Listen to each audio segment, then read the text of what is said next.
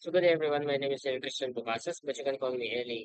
Now in this video, we're going to predict the Governor's Cup champion 2025 by only based on the previous or history data. Now, there are three types of cup: Commissioner's Cup, Philippine Cup, and Governor's Cup, and we're going to take a look at the Governor's Cup 2024. There are two teams, which is Group A and Group B. So these are the Group A and Group B. Now, this is because the teams were divided into two groups that is only based on the previous seasons, with 40% of Commissioner's Cup and 60% of the Philippine Cup.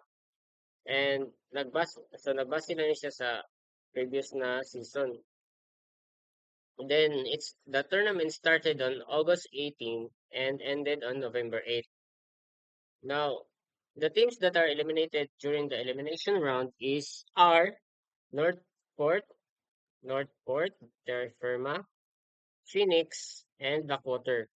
The others make it to the quarterfinals. And in the quarterfinal match, these are the winners: TNT, Winners Shine, San Miguel, and Barangay Ginebra.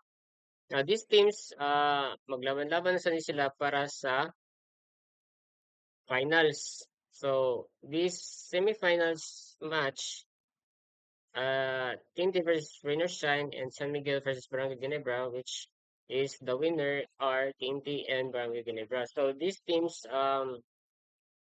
maglaban ni sila sa finals na. So, best of 7 ang final, then the winner is TNT.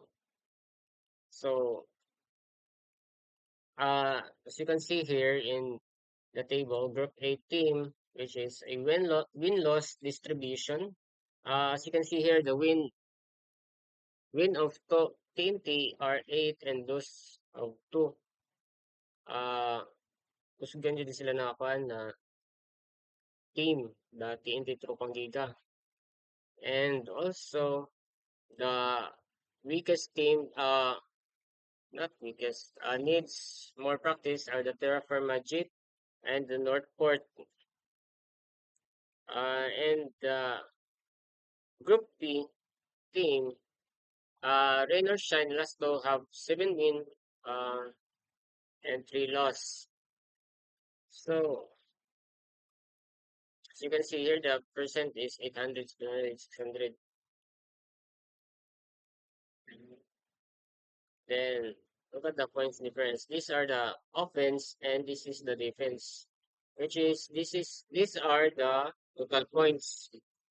Scores sa kaning 945 score ni sa TNT na score nila, na shoot nila, and the 870 they have lost the points, which is points sa kalaban totally. And the final rankings, these are the elimination round, the quarter this eliminates, and the quarter finalist, semi-finalist, runner-up, then champion. So, daog jud ang kwan ang TNT Tropang Giga sa Governor's Cup 2024 or last year. As you can see here, the best player is June Marfado. Sa San Miguel, sa Barangay Ginebra, San Miguel.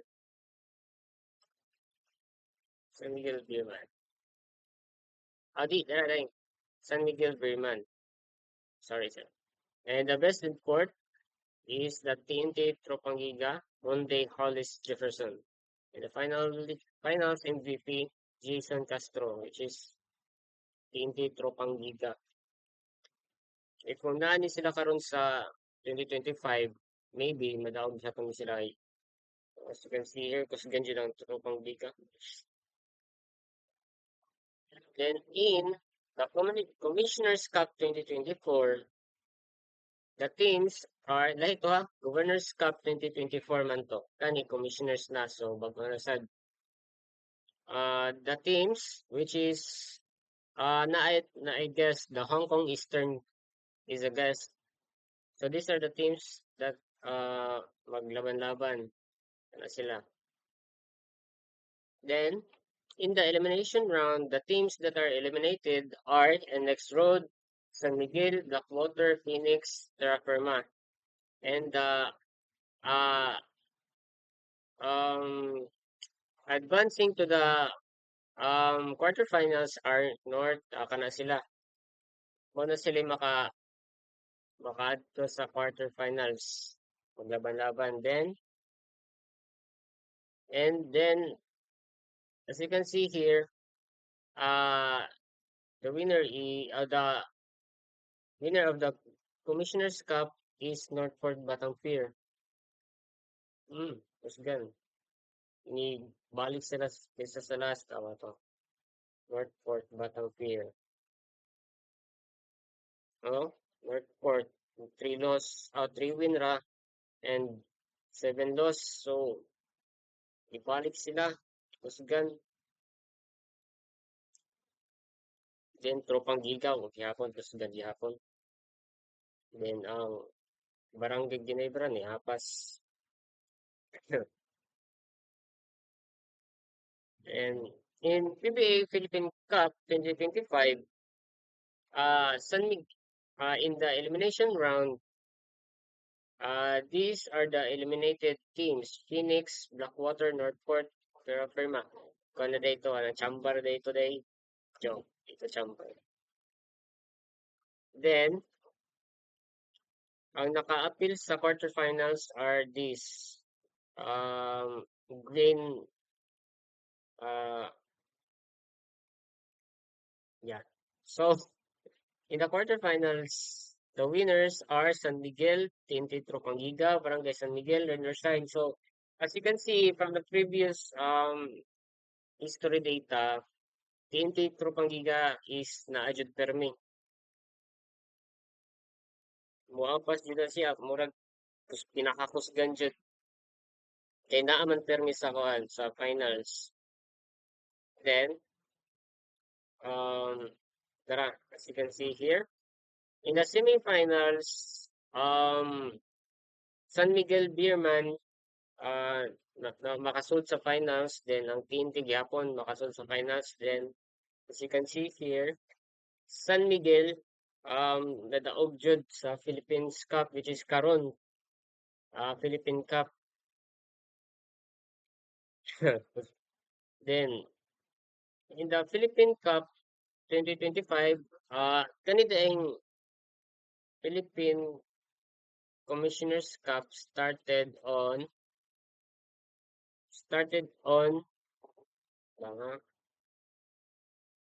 November 27, 2024 to March 28. So, November, December, January, February, March, November, December, March, December, January, February, March. So, 5 months. Then, okay, so, taon yun ang San Miguel Beerman. Oh, data. Philippine Cup. So, yeah, taon ang San Miguel Beerman. These are the overall total stats standings. As you can see here, San Miguel has 17 wins and make it karon na year na kusgan. Then next is Barangay Ginebra San Miguel. TNT has 14 wins.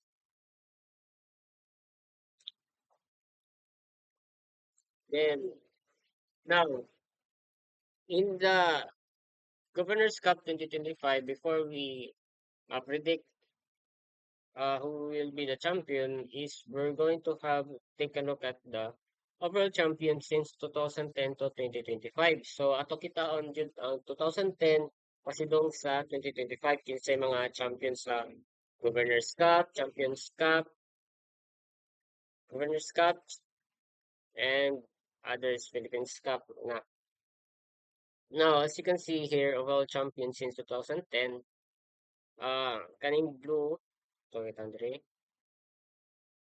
As you can see here, these all are the champions to the Commissioner's Cup, Governor's Cup, and the Philippines Cup. Nasa secondary, Vista Conference, which is, yeah. Then overall champions, San Miguel Bremen, have a total of 10 wins, 10 champions. Grabe. Sila din ang kusgan, ya kaning 8, ikaduha. Now, based on this data and this table, I can I have a high possibility that San Miguel Beerman will be the champion on the no, Governor's Cup 2025, or it could be TNT. As you can see here, magsunod-sunod na rin sila, magapas-apas lang. So, therefore, akong na-predict kay ang San Miguel Beerman kay ganyan sila. Though, ang TNT, niapas man sad sila, nagtikakos na sila, pero as you can see here, more 10 man ng kuan. So, high possibility jud na San Miguel. And that's all. Thank you.